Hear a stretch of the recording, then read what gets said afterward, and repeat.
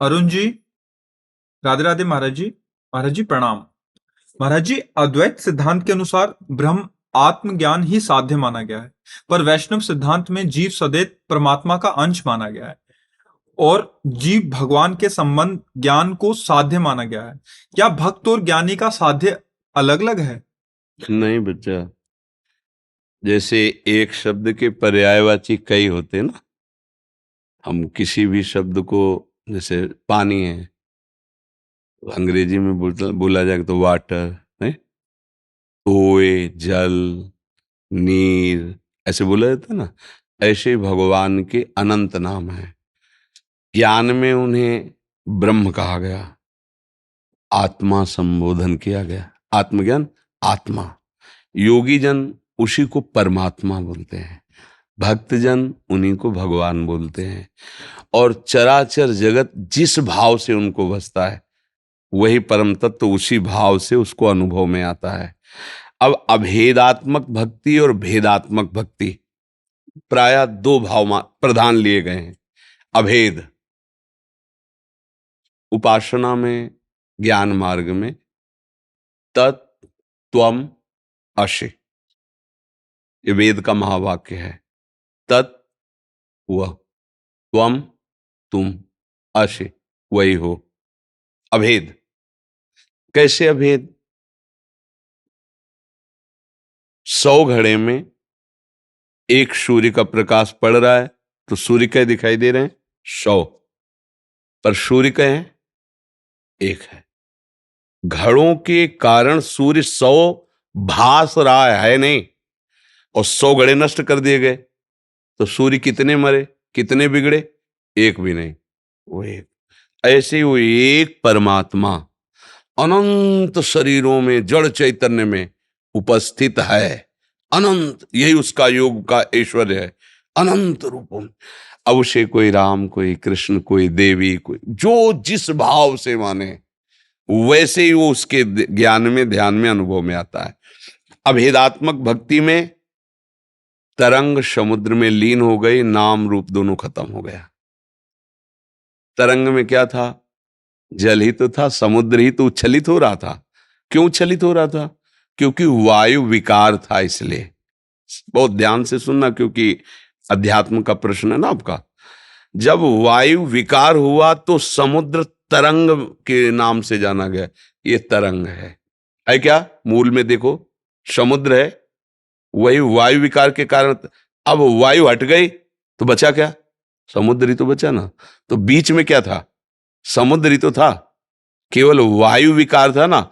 ऐसे ही अज्ञान के विकार के कारण हम अपने को प्रभु से अलग सत्ता मान ली। मैं मनुष्य, मैं स्त्री, मैं। अब ये अलग सत्ता मानने के कारण हमारी जन्म कर्म परंपरा चल पड़ी। कभी दुर्गति, कभी शुभ गति, कभी अशुभ गति, इसी में भटक रहे हैं।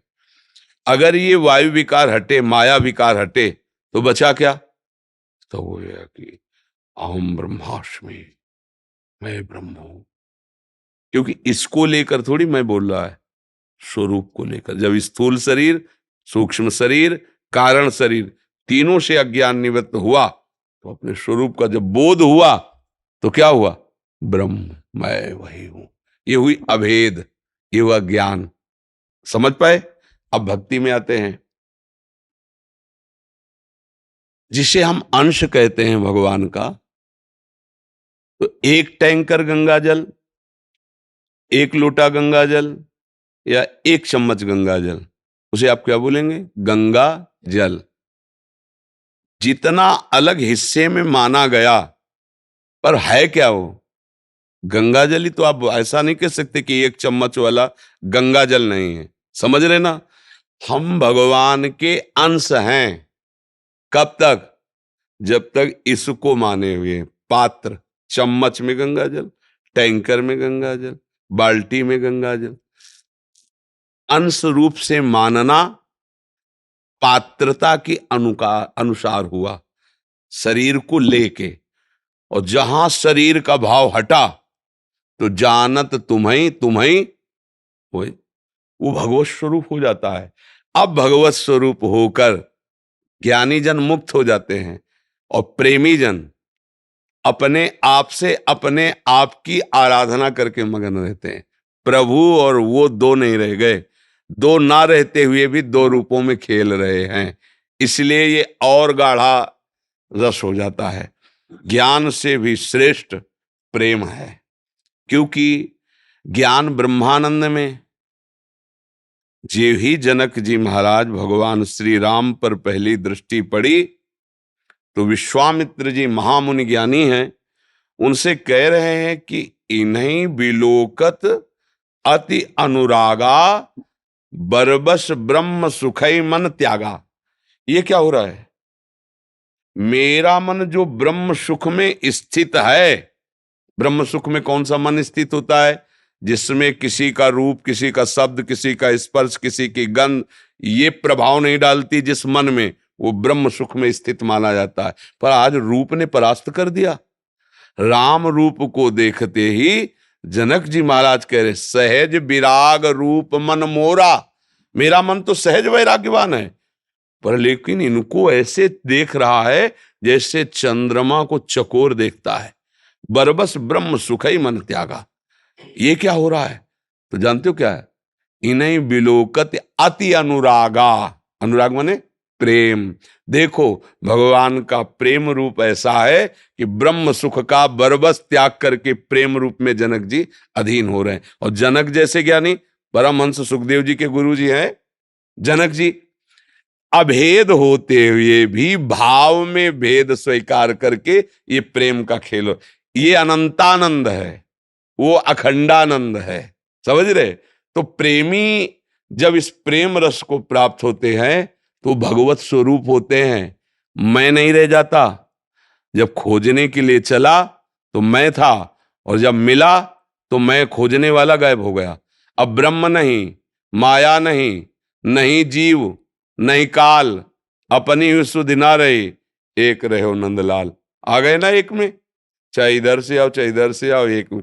वो मैं में स्थित हो गया, तू में स्थित हो गया। जो मैं तू में स्थित है वो माया में स्थित है। मैं और मोर तोड़ता है माया, वो मैं में स्थित हो गया ब्रह्म ज्ञानी, और ये तू में स्थित हो गया भक्त। तू ही तू है, जिधर देखता हूं तेरी ही महिमा है तू। और देखते देखते देखने वाला समा गया। देखत देखत ऐसा देख, मिट गई दुविधा, रह गया एक। ये देखना भक्त का होता है। अब वहां प्रभु ही प्रभु रह गए। अगर भजन नहीं हो रहा तो हमारी बात तुम्हारे माइंड में समझ में नहीं आएगी, और अगर भजन हो रहा है तो आप समझ रहे होगे हमारी बात को। ये मतलब अध्यात्म का शुद्ध निर्णय है, अभेद स्थिति ज्ञान की। और ये भेद से अभेद और अभेद से भेद, वो भेद से अभेद जीवन मुक्त, ये भेद से अभेद, अभेद से भेद। समझ गए? अभी अज्ञान का भेद नहीं है, ये एक ही तत्व कई रूपों में खेल रहा है, अपने आप में, अपने आप से अपने आप में खेल रहा है। अब आगे बढ़ो भजन मार्ग में, तो अब इन दोनों का अनुभव करो, तब जाके जीवन मुक्त हो जाओगे, तब परमानंद में नहीं। क्योंकि ये बुद्धिगत बात नहीं बच्चा, ये स्थितिगत बात है। जब तक हृदय की स्थिति नहीं होगी तो समझ में नहीं आएगा जी।